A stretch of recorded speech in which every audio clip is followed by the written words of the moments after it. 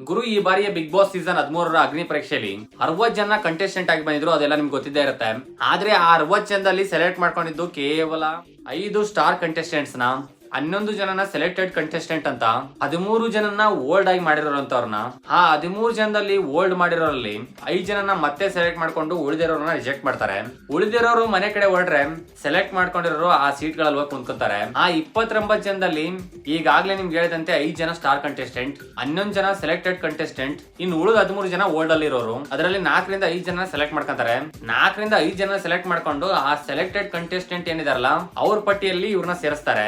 Old ಅಲ್ಲಿರೋನ ಏನ್ select ಮಾಡ್ಕೊಂತಾರಲ್ಲ, ಸುಮ್ನೆ select ಮಾಡ್ಕೊಳಲ್ಲ, ಅವರಿಗೆ ವಿಭಿನ್ನವಾದಂತಹ ಟಾಸ್ಕ್ ಗಳನ್ನ ಕೊಡ್ತಿದ್ರೆ ನೀವು ಈಗಾಗಲೇ ನೋಡಿರಬಹುದು. ಸ್ನೇಹಿತರಲ್ಲಿ ಬಿಗ್ ಬಾಸ್ ಮನೆಯ ಅಗ್ನಿ ಪರೀಕ್ಷೆಯಲ್ಲಿ 2ನೇ ರೌಂಡ್ ಸ್ಟಾರ್ಟ್ ಆಗಿದೆ. ಇಲ್ಲಿ ಫಸ್ಟ್ ರೌಂಡ್ ಅಲ್ಲೇ ಓಲ್ಡ್ ಅಲ್ಲಿರೋರಿಗೆ ಇಬ್ಬರಿಬ್ಬರಿಗೆ ಟಾಸ್ಕ್ ಕೊಟ್ಟು ವ್ಯಾಕ್ಸ್ ಮಾಡೋ ಮೂಲಕ ಅವರು ಯಾವ ರೀತಿಯಾಗಿ ಪ್ರತಿಕ್ರಿಯೆ ಮಾಡ್ತಾರೆ, ಅವರು ಸುಮ್ನೆ ಇರ್ತಾರ ಇಲ್ಲಾಂದ್ರೆ ಅದಕ್ಕೆ ರಿಯಾಕ್ಟ್ ಮಾಡ್ತಾರ ಅನ್ನೋದ್ರ ಬಗ್ಗೆ ಎಲ್ಲ ನೋಡ್ಬಿಟ್ಟು ಇಲ್ಲಿ ಸೆಲೆಕ್ಟ್ ಮಾಡ್ಕೊಂತಿದ್ದಾರೆ. ಇವತ್ತು ಫಸ್ಟ್ ಟಾಸ್ಕ್ ಅದಾಗಿರೋದು ಓಲ್ಡ್ ಅಲ್ಲಿ. ಆ ರೀತಿಯಾದಂತಹ ಒಂದು ಟಾಸ್ಕ್ ನ ಕೊಟ್ಟು ನೀವು ಯಾವುದೇ ರೀತಿಯಾದಂತಹ ರಿಯಾಕ್ಟ್ ಮಾಡಬಾರ್ದು ಅಂತ ಹೇಳ್ತಾರೆ. ರಿಯಾಕ್ಟ್ ಮಾಡದಿರುವಂತಹ ಒಬ್ಬ ವ್ಯಕ್ತಿನ ಸೆಲೆಕ್ಟ್ ಮಾಡ್ಕೊಂಡು ಇನ್ನೊಬ್ಬ ವ್ಯಕ್ತಿನ ರಿಜೆಕ್ಟ್ ಮಾಡ್ತಾರೆ. ಇದನ್ನ ನೀವೆಲ್ಲರೂ ನೋಡಿರ್ತೀರಾ. ನೆಕ್ಸ್ಟ್ ಇವತ್ತು ಬೆಳಿಗ್ಗೆ ಒಂದು ಬಿಟ್ಟಿರೋ ಪ್ರೊಮೋ ನೋಡಿದ್ರೆ ಓಲ್ಡ್ ಅಲ್ಲಿ ಇರುವಂತಹ ಇಬ್ಬರು ಕಂಟೆಸ್ಟೆಂಟ್ ಗೆ ಐಸ್ ಬಾತ್ ಮಾಡಿಸ್ತಾರೆ. ಐಸ್ ಬಾತ್ ಇಂದ ಯಾರು ಬೇಗ ಹೇಳ್ತಾರೆ ಮೇಲಕ್ಕೆ ಅವರು ರಿಜೆಕ್ಟ್ ಅಂತ, ಜಾಸ್ತಿ ಹೊತ್ತು ಐಸ್ ಬಾತ್ ಅಲ್ಲಿ ಯಾರು ಇರ್ತಾರೆ ಅವರು ಸೆಲೆಕ್ಟ್ ಅಂತ ಈ ರೀತಿಯಾದಂತಹ ಟಾಸ್ಕ್ ಗಳನ್ನ ಕೊಡ್ತಿದ್ದಾರೆ. ಅದು ಯಾರಿಗಂದ್ರೆ ಓಲ್ಡ್ ಅಲ್ಲಿ ಇರೋರಿಗೆ. ಬಿಗ್ ಬಾಸ್ ಮನೆಯ ಅಗ್ನಿ ಪರೀಕ್ಷೆನ ಇದೇ ರೀತಿಯಾದಂತಹ ಟಾಸ್ಕ್ ಗಳನ್ನ ಕೊಡೋ ಮೂಲಕ, ಇದೇ ರೀತಿಯಾದಂತಹ ಆಟಗಳನ್ನ ಆಡಿಸೋ ಮೂಲಕ ಈ ವಾರ ಮುಂದಿನ ವಾರ ಎಳ್ಕೊಂಡು ಹೋಗ್ತಾರೆ. ಕೊನೆಗೆ ಬಿಗ್ ಬಾಸ್ ಹತ್ತತ್ರ ಬಂದಂಗೆಲ್ಲ ಸಣ್ಣ ಪುಟ್ಟ ಪ್ರೋಮೋಗಳನ್ನ ಬಿಡೋ ಮೂಲಕ ಈ ಸರ್ತಿ ಬಿಗ್ ಬಾಸ್ ಮನೆಯಲ್ಲಿ ಇವ್ರು ಬರ್ತಾರೆ ಅನ್ನೋ ಕ್ಲೂ ಕೊಡೋ ಮೂಲಕ ಜನಗಳಲ್ಲಿ ಕುತೂಹಲ ಮೂಡಿಸಿ ಬಿಗ್ ಬಾಸ್ ನ ಬಗ್ಗೆ ಸಾಕಷ್ಟು ಕ್ರೇಜ್ ಗಳನ್ನ ಇನ್ನಷ್ಟು ಬೆಳೆಸಿ ಕೊನೆಗೆ ಬಿಗ್ ಬಾಸ್ ನ ಹೈಪ್ ನ ಇನ್ನೊಂದು ಲೆವೆಲ್ ತಗೊಂಡೋಗ್ತಾರೆ.